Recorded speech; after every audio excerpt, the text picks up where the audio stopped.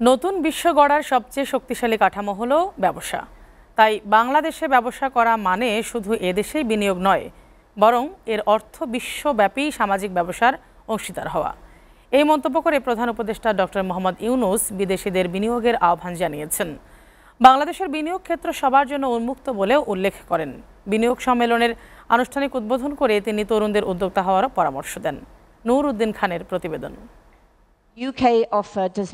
দেশে বিনিয়োগের পুরনো ধ্যান ধারণা ভেঙে বিশ্ব ব্যবসায়ীদের জন্য দেশের বিনিয়োগ ক্ষেত্র উন্মুক্ত করার লক্ষ্যে রাজধানীতে চলছে 4 দিন ব্যাপী বাংলাদেশ বিনিয়োগ সম্মেলন 2025। কয়েকশো বিনিয়োগকারী ও প্রতিষ্ঠান অংশ নেয় এই সম্মেলন দেশের অর্থনৈতিক অগ্রগতিতে আশা জাগাচ্ছে। বিভিন্ন কর্মসূচি ঘেরা এই আয়োজনের তৃতীয় দিন সকালে সামিটের আনুষ্ঠানিক উদ্বোধন করেন প্রধান উপদেষ্টা ডক্টর মোহাম্মদ ইউনূস। বক্তব্যে মহান মুক্তিযুদ্ধ ও স্বাধীনতা পরবর্তী সময়ে ক্ষুধা দারিদ্রতা স্মরণ করে আবেগাপ্লুত হয়ে পড়েন প্রধান উপদেষ্টা। ক্ষুধামুক্ত বাংলাদেশ গড়ার প্রত্যয় ব্যক্ত করেন। 1.5 million people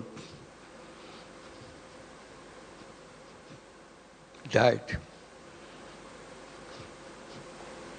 প্রধান উপদেষ্টা বলেন, বিনিয়োগে বাংলাদেশ এখন সবার জন্য উন্মুক্ত। তাই নির্দ্বিধায় বিদেশিদের বাংলাদেশে ব্যবসা করার আহ্বান জানান ডক্টর মোহাম্মদ ইউনূস। বলেন, বাংলাদেশে বিনিয়োগের অর্থ হলো বিশ্ব বদলানোর কর্মসূচিতে নিজেদের অংশগ্রহণ নিশ্চিত করা। I'm narrating this story a little bit because Bangladesh is a country with crazy ideas to change the world, make things happen. So we invite you to join that crowd. Not only change Bangladesh by your business, change the world. So if you want to make a business with a purpose, along with the business that we do, Bangladesh is the place. এছাড়া তরুণদের চাকুরির পেছনে না ছুটে উদ্যোক্তা হওয়ার আহ্বান জানান প্রধান উপদেষ্টা। বলেন, তথ্য প্রযুক্তি উদ্ভাবনী চিন্তার মাধ্যমে বাংলাদেশকে এগিয়ে নিয়ে যাবে তরুণ প্রজন্ম। And we talk about second generation, we have to talk third generation a little bigger, boys and girls. Together, those young generation will change the world. They have the technology, they have the creativity, innovativeness, in problem-solving ideas. We don't have to look at the problem the same old way that we did 50 years back,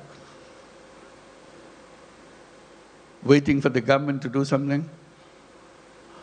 We people can do that. To award Mr. Kee Hak Sung an honorary citizenship of Bangladesh. বাংলাদেশে বিনিয়োগে অবদান রাখায় Korean বিনিয়োগকারী কি হাক সাংকে সম্মানসূচক বাংলাদেশের নাগরিকত্ব সনদ তুলে দেন প্রধান উপদেষ্টা। এছাড়া বিনিয়োগে অসামান্য অবদান রাখায় 4 প্রতিষ্ঠানকে দেয়া হয় excellence in investment award. Nur Uddin Khan, SATV, Dhaka.